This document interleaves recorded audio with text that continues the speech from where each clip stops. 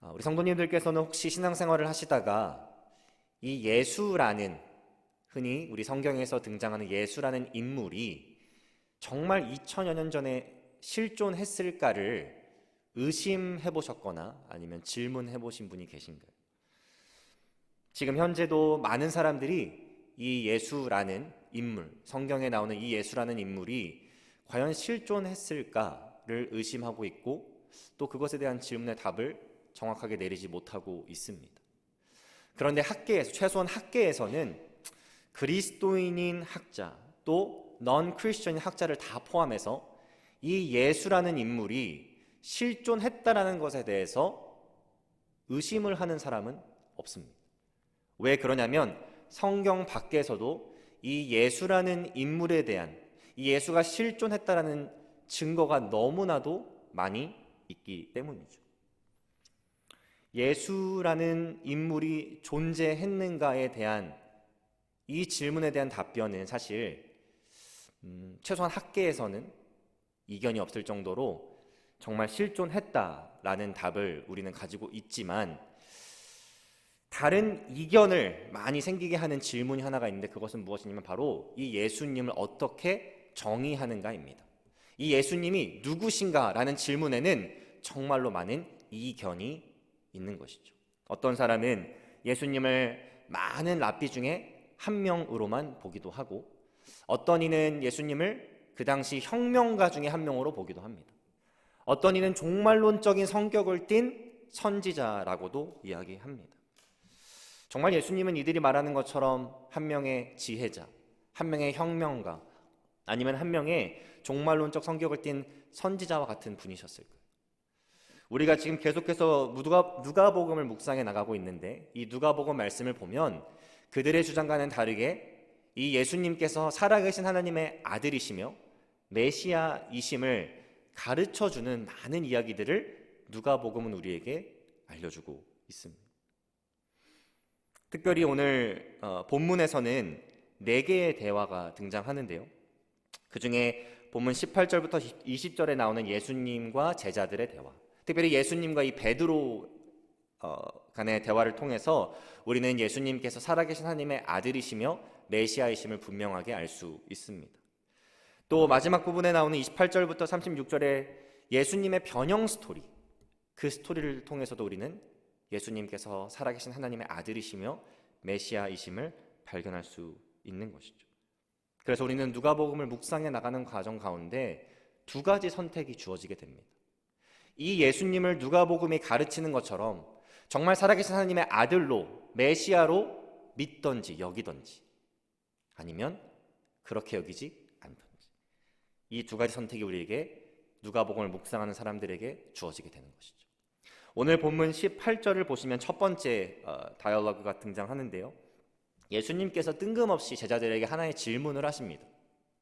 18절에 보니까 예수께서 따로 기도하실 때에 제자들이 주와 함께 있더니 물어 이르시되 무리가 나를 누구라고 하느냐.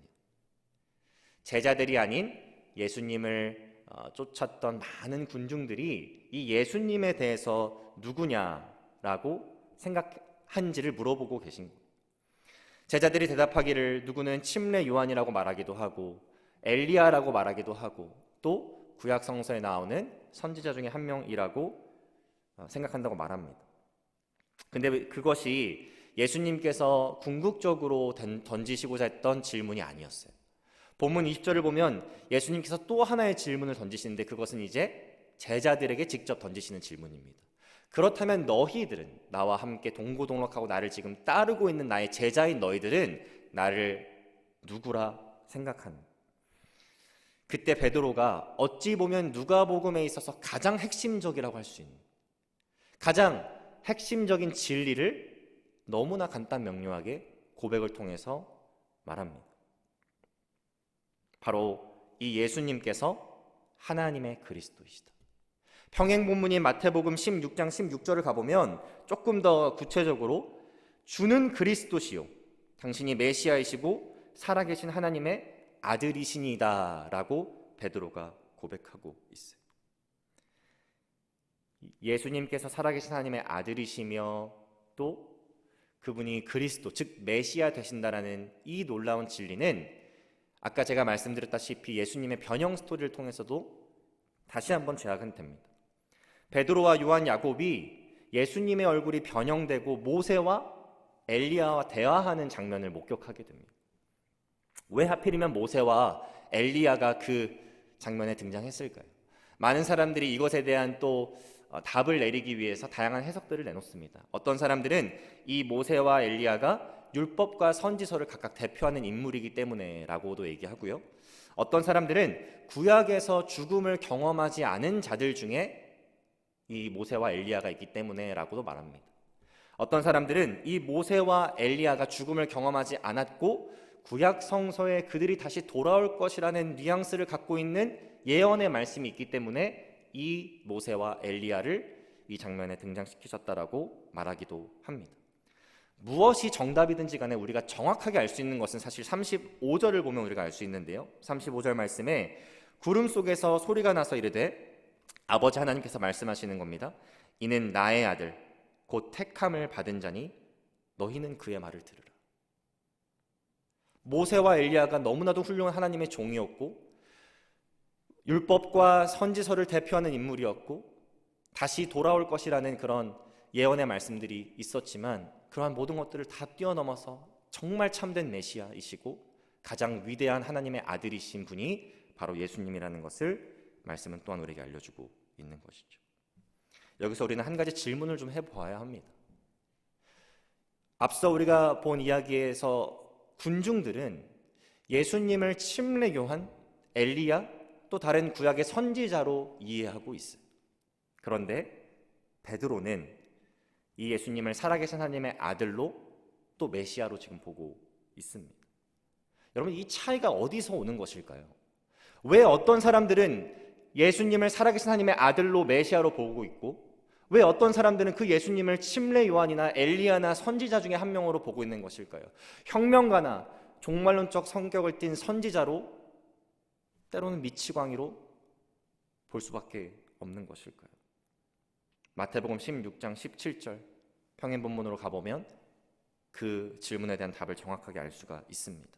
마태복음 16장 17절 말씀인데요. 예수께서 대답하여 이르시되 바요나 시모나, 지금 베드로가 방금 전 16절에서 주는 살아계신 하나님의 아들이시요 그리스도시라고 고백했어요. 네가 복이 있도다. 이를 내게 알게 하니는 혈육이 아니요 하늘에 계신 내 아버지시라.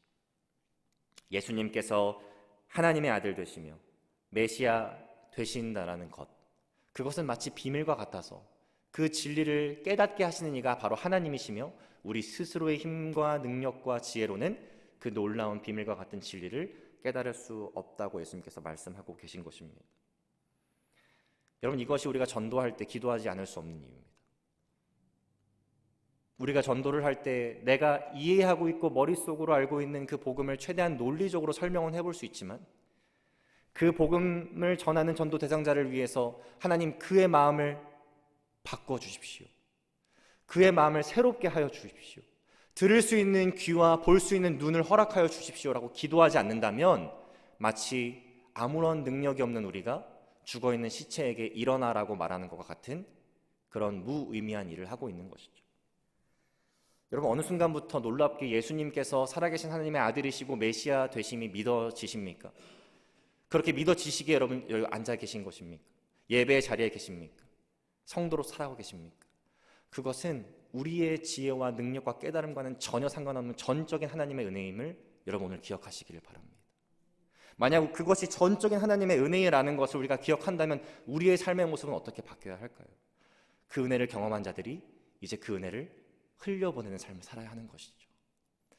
하나님의 전적인 능력을 우리가 체험했듯이 복음을 전하는 것을 통해서 예수님을 알지 못하는 자들이 그 예수님이 살아계신 하나님의 아들이시며 메시아심을 깨달을 수 있도록 그들을 위해서 기도하는 삶, 그리고 그들에게 복음을 전하는 가운데 그들 또한 예수님을 제대로 알아가는 삶을 살아갈 수 있도록 우리가 하나님께 쓰임 받아야 되는 것이 바로 우리가 살아가는 삶인 것입니다. 바로 그 삶을 우리 살아가는 성도님들께서 다 살아가시기를 주님 이름으로 축복합니다.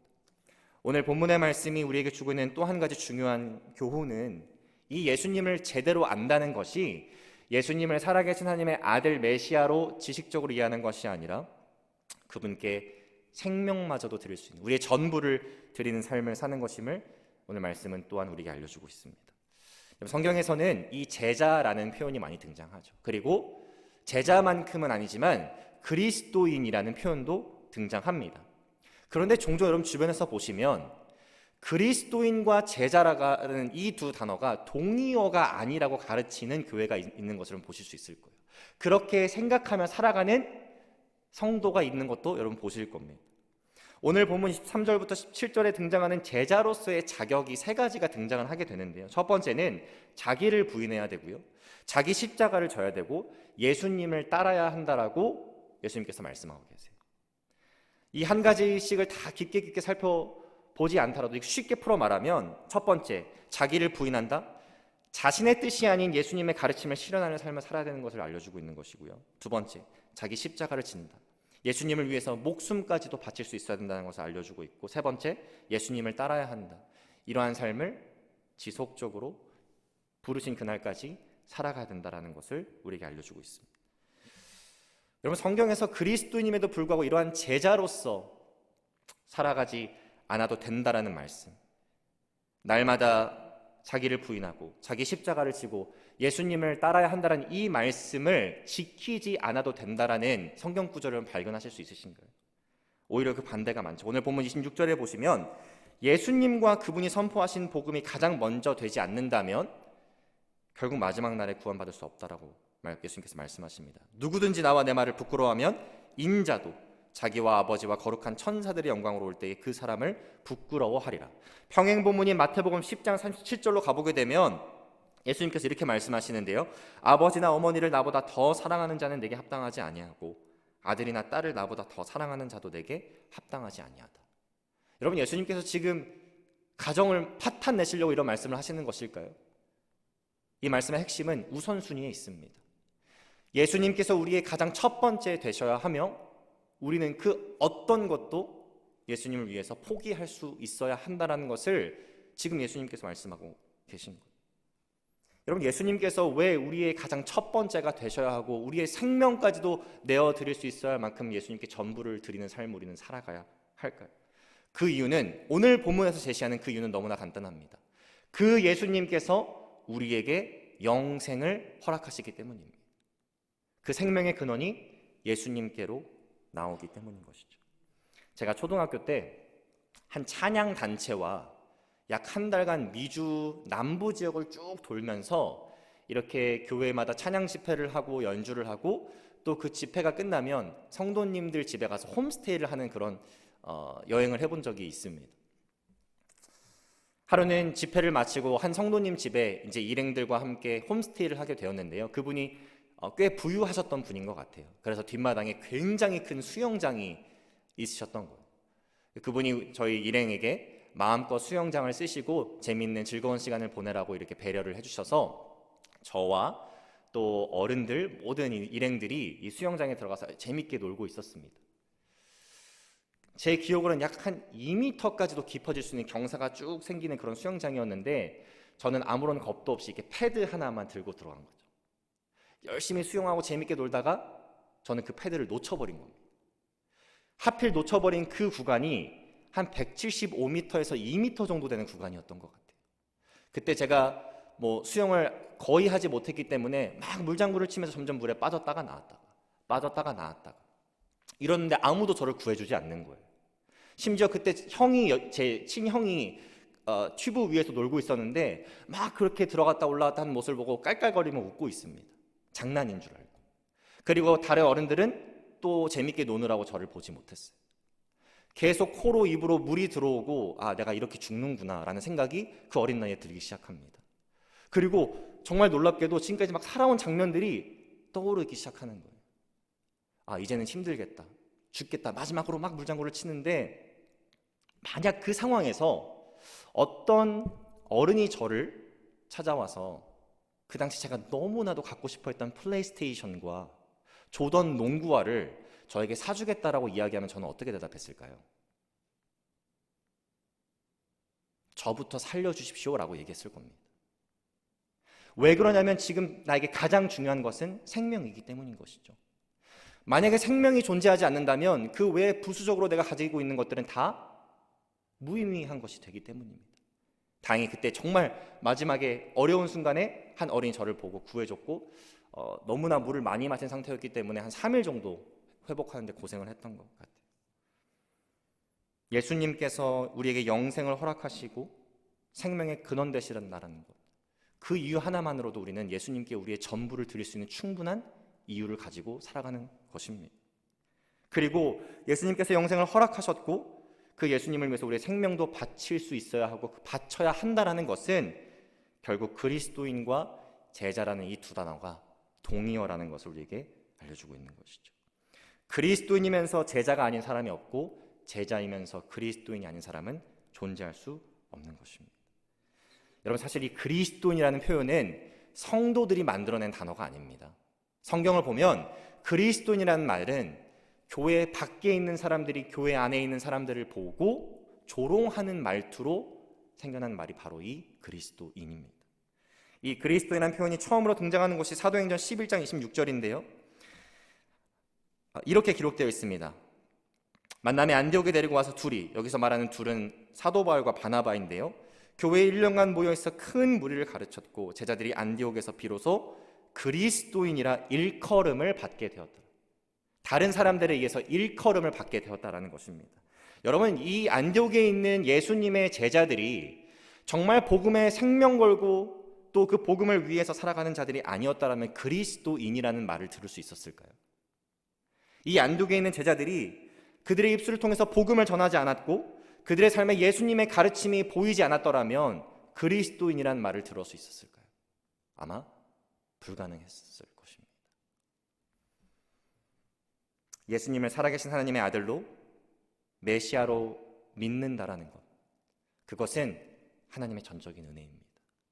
그 은혜를 경험한 우리는 이제 그 은혜를 흘려보내야 해요. 우리가 기도하는 가운데 하나님의 능력을 의지하는 가운데 복음을 전하며 내가 깨달은 그 예수님, 내가 만난 그 예수님을 아직 만나지 못한 사람들에게 만날 수 있도록 돕는 사역을, 섬기는 역할을 우리는 해야 하는 것입니다. 그리고 그 예수님을 위해서 우리의 모든 것을 내어드리고 날마다 자기 자신을 부인하고 자기 십자가를 지고 예수님을 따라가는 삶, 그 삶을 우리 사랑하는 모든 하늘교회 성도님들 살아가실 수 있기를 주님의 이름으로 축복합니다. 기도하겠습니다. 사랑의 주님, 감사합니다. 오늘 말씀을 통하여서 어느 순간부터 예수님이 살아계신 하나님의 아들이시며 메시아이심이 믿어진다라는 것이 나의 지혜도 아니고 나의 깨달음도 아니고 전적인 하나님의 은혜임을 깨닫게 하시니 감사합니다. 하나님, 이제 그 은혜를 우리가 흘려보내는 역할을 감당할 수 있도록 우리를 써주시고 사용하여 주옵소서. 날마다 우리 자신을 부인하고 자기 십자가를 지며 예수 그리스도를 따라갈 수 있는 믿음 허락하여 주시고 그 믿음을 통해서 하나님께 영광 돌리고 세상 사람들로 하여금 하나님께 영광 돌릴 수 있게 하는 그런 복된 삶을 우리 모두가 살아갈 수 있도록 역사하여 주옵소서. 감사드리며 예수님의 이름으로 기도합니다.